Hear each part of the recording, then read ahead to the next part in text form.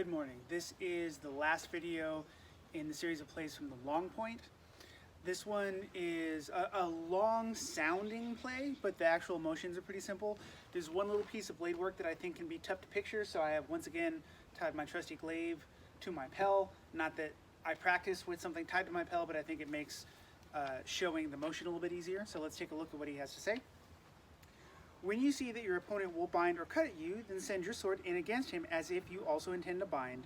And just when the blades are about to connect, push your pommel up quickly and turn your blade up from below through the rows, catching his stroke on your long edge, as is shown in the small scene on the right in image N.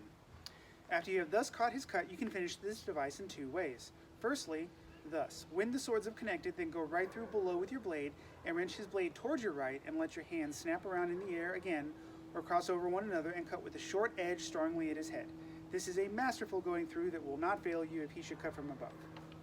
For the second, when you have caught his sword, then as the swords clash together, step well to his left side and cut back with the long edge from outside over his left arm at his head. This last cut proceeds unexpectedly, very swiftly, surely, and strongly.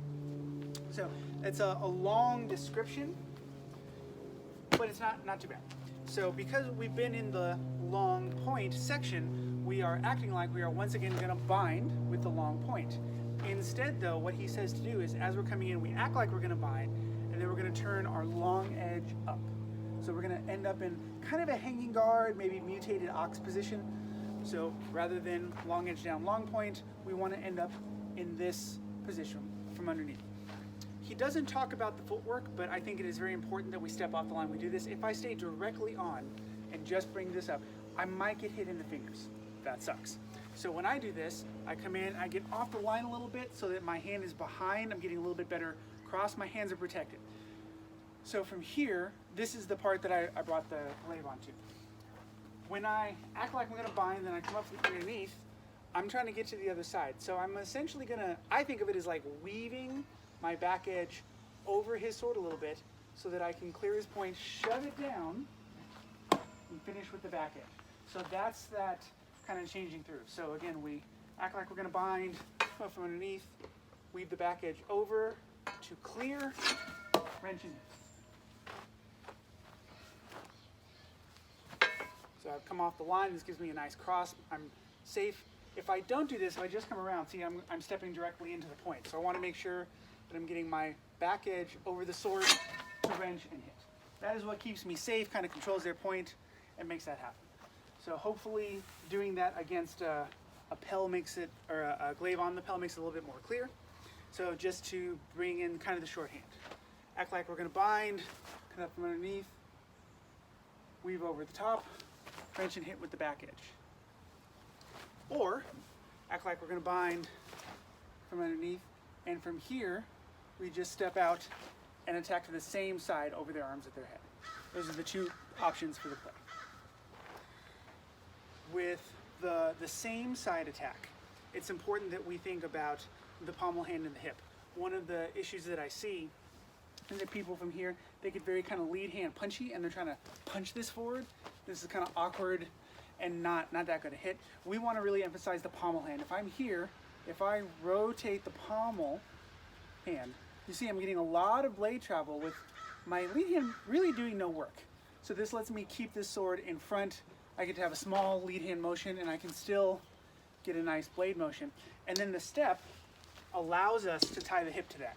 So if I'm here and I step out, see this kind of 1-2 action of the hips.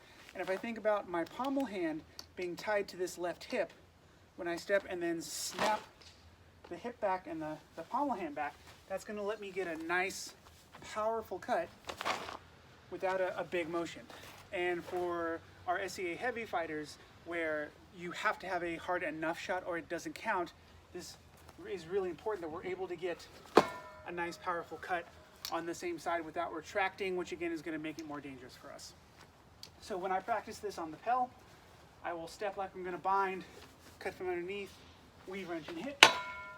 Or step like I'm going to bind, cut from underneath, roll to the same side. And you don't need to do the cut. We could actually hang out in a central guard and act like we're just going to parry, and then pop up from underneath. We end up in the same position, and then everything else is the same. Weave, wrench, and hit. or pop out, roll, and strike to the same side. So I really like this play. I think the wrench and cross-armed hit to the offside is very cool. I use the same side roll quite a bit in sparring because it's kind of tricky, and almost everybody thinks you're going to come over with a big offside, you know, pow. And if you're able from this hanging position to strike to the same side, it does throw a lot of people off. So I find both of these plays to be pretty applicable in sparring pretty quickly if you drill them. Like I said, this is the last play for Longpoint, so next week we'll get into the change. Hopefully this was fun and helpful, and please send me a message if you have any questions.